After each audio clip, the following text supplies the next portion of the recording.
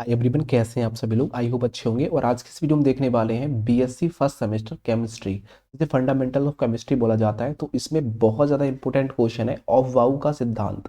तो प्रिंसिप जो कह सकते हैं एक्सप्लेन ऑफ वाउ प्रिंसिपल्स, बहुत ज़्यादा इंपॉर्टेंट है और एग्जाम में ये 100% आपको देखने को मिलेगा।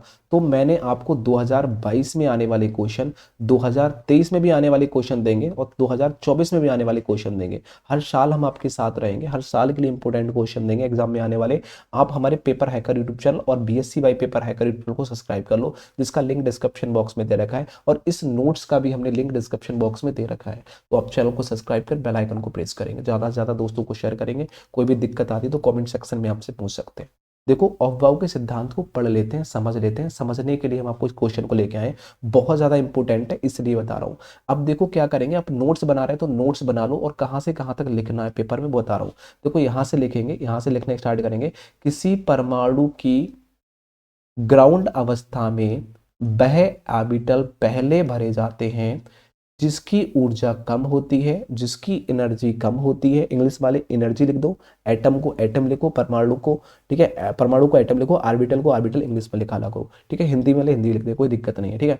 और देखो याद रखो, किसी परमाणु की ग्राउंड अवस्था में वह ऑर्बिटल पहले भरे जाते हैं जिसकी ऊर्जा कम होती है और बाद में ज्यादा ऊर्जा वाले ऑर्बिटल भरते हैं।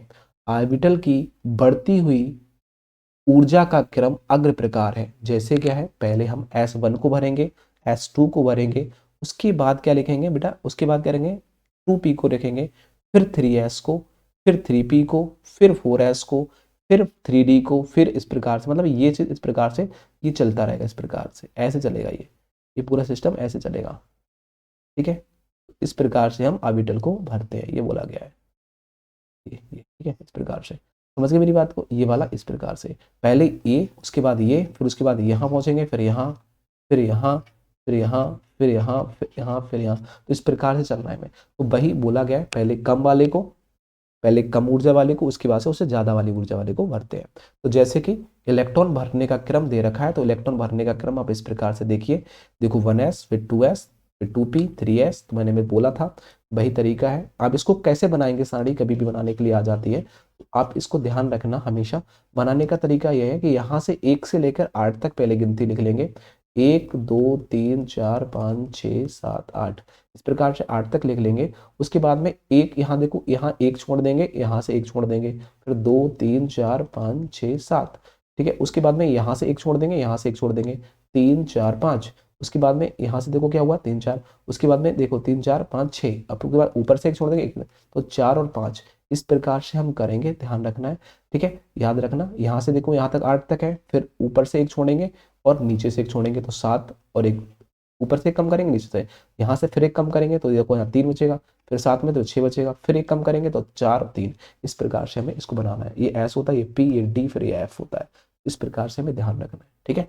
तो आप इस प्रकार से साड़ी को बनाएंगे, कोई इशू नहीं है, कोई दिक्कत नहीं है, बना लोगे बड़े आराम से, मुझे पता है आप बिल्कुल बना लोगे, ठीक है। उसके बाद में यहाँ देखो क्या दे रखा है, 1s और 2s। देखो 1s के बाद 2s आएगा, फिर 2p आएगा, फिर 3। इस प्रकार से इलेक्ट्रॉन विन्यास अब इस प्रकार से बना लेंगे, क्योंकि यहाँ देखो पूरा दे रखा है, इस तरीके से ही बनाएंगे जैसे मैंने बनाया। पहले 1s भरेंगे, उसके बाद 2s भरेंगे, फिर 2p भरेंगे, फिर 3s भरेंगे, फिर 3p भरेंगे, फिर 4s, फिर 3d भरेंगे। देखो 3d भरा गया है। उसके बाद में देखो 4p, तो 4p देखो भरा गया है। उसके बाद में 2s, फिर 2s आएगा। उसके बाद में क्या आएगा, 4d आएगा, 4d आया देखो, फिर 5p आएगा, 5p आया, फिर 6x आएगा, देखो 6s आया। तो वही तो प्रोसीजर पूरा यहाँ से यहाँ तक बोला गया है, तो वही मैं बता रहा हूँ आपको, प्रकार से भरा जाएगा, ठीक है। अब देखो यहाँ उन्होंने एग्जाम्पल दे रखा है, ध्यान से देखो। अब देखो बेटा, एग्जाम्पल दे रखा है, इसको देखेंगे एक बार।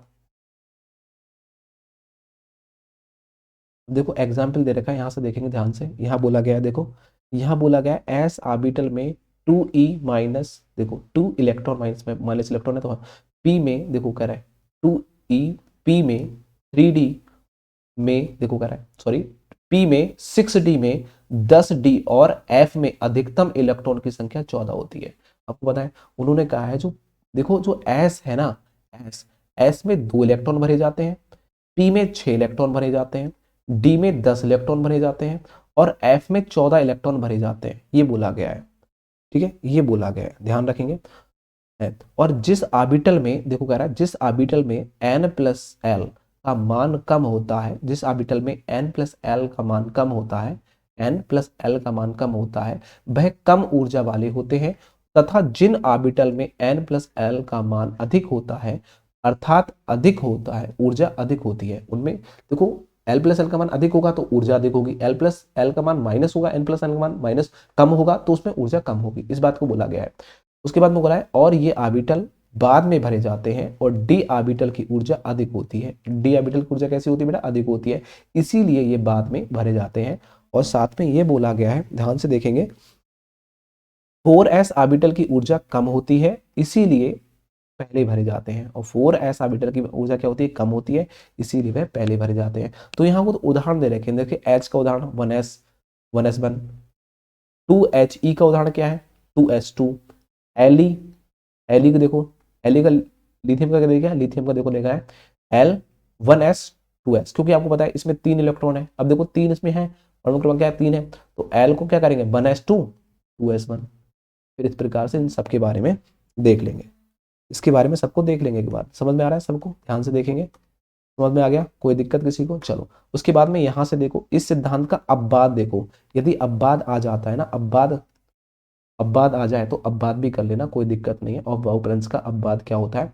तो देखो उन्होंने अपवाद दे रखा है, जो Cr है जिसे क्रोमियम बोलते हैं, का परमाणु क्रमांक 24 होता है, इसीलिए इलेक्ट्रॉनिक विन्यास निम्न होगा। अब देखो 24 वाले का निम्न क्या होगा? इस प्रकार से देखो 1s2 2s2 2p6 3s 3s6 और 4x2, और ये सिस्टम दे रखे हैं, ठीक है। और यहाँ बोला रखा है ग्राउंड स्टेट के बारे में। अब ग्राउंड स्टेट देखो ध्यान से, देखो उसमें क्या हुआ, देखो 4s में क्या हुआ बेटा? 4s2 2 इलेक्ट्रॉन, और 3d में क्या हुआ? 3d में कितने इलेक्ट्रॉन है? देखो 4, 1 2 3 4, क्या 4?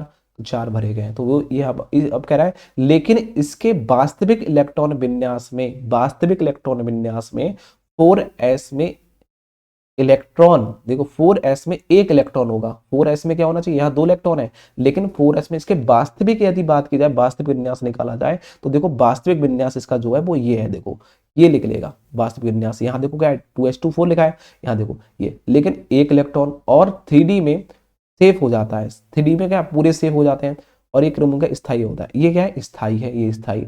अब क्या है? इसी प्रकार 29 Cu में एक नियम को नहीं माना जाता, इसी प्रकार क्या है? Cu भी इस नियम को नहीं मानता है।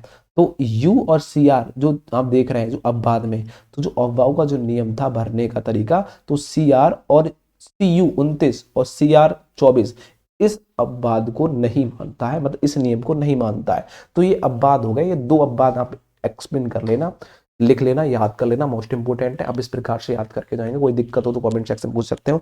मिलते हैं नेक्स्ट, तब तक के लिए बाय बाय दोस्तों। चैनल को सब्सक्राइब कर बेल आइकन को जरूर प्रेस करना। Thank you for watching video, bye bye.